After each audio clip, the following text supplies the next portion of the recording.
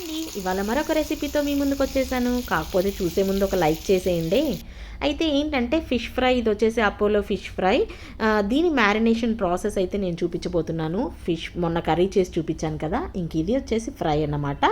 అదే పీసెస్ని కాస్త పక్కన మ్యారినేట్ చేసి పెట్టుకున్నాము. మ్యారినేషన్ ప్రాసెస్ ఏంటంటే చక్కగా నీట్గా క్లీన్ చేసుకున్న ఫిష్లో జింజర్ గార్లిక్ పేస్ట్ యాడ్ చేసేసి అండ్ అలాగే 2 స్పూన్స్ ఫుల్ కారపొడి యాడ్ చేసేసామన్నమాట. సో ఈ కారపొడి యాడ్ చేసిన తర్వాత కొద్దిగా 1 స్పూను టర్మరిక్ పౌడర్ అండ్ అలాగే ధనియాల పొడి యాడ్ చేసుకున్నాము. అండ్ ఇందులోకి సాల్ట్ కూడా యాడ్ చేసేసుకోండి. నేను ఆ క్లిప్ తీయలేదనుకుంటాను. అయితే ఇందులో కసూరి మేతి, సాల్ట్ యాడ్ చేసేసిన తర్వాత ఫైనల్గా కార్న్ఫ్లోర్ యాడ్ చేసేసుకోవచ్చు. ఒకవేళ కార్న్ఫ్లోర్ లేకపోతే మీరు ఆప్షనల్గా బియ్యం పిండి అయినా యాడ్ చేసేసుకోవచ్చు. అండ్ ఇది వచ్చేసి బైండింగ్ ప్రాసెస్ అనమాట. మొత్తం ఇలా మ్యారినేట్ చేసి పెట్టుకొని ఒక 4 to 5 hours ఫ్రీజర్లో పెట్టారంటే మసాలా అంతా కూడా చక్కగా ఫిష్కి పట్టేస్తుంది. ఆ తర్వాత ప్యాన్ తీసుకొని ఆయిల్ యాడ్ చేసి చక్కగా ఆయిల్ ఫ్రై అయ్యాక ఇంకా ఫిష్ పీసెస్ వేసేసుకొని ఫ్రై చేసుకోవడమే అనమాట. ఈ ఫిష్ ఫ్రై మీరు ఒకసారి టేస్ట్ చేయండి, చాలా చాలా బాగుంటుంది.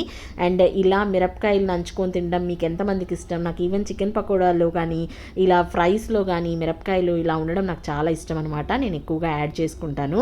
మీకు కూడా ఇలా మిరపకాయలు తినడం అంటే ఇష్టమా?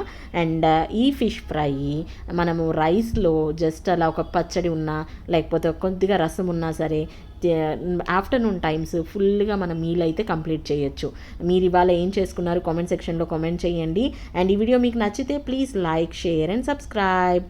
అండ్ నా గోరెంటాకు చూసారా, బాగా పండింది కదా. థ్యాంక్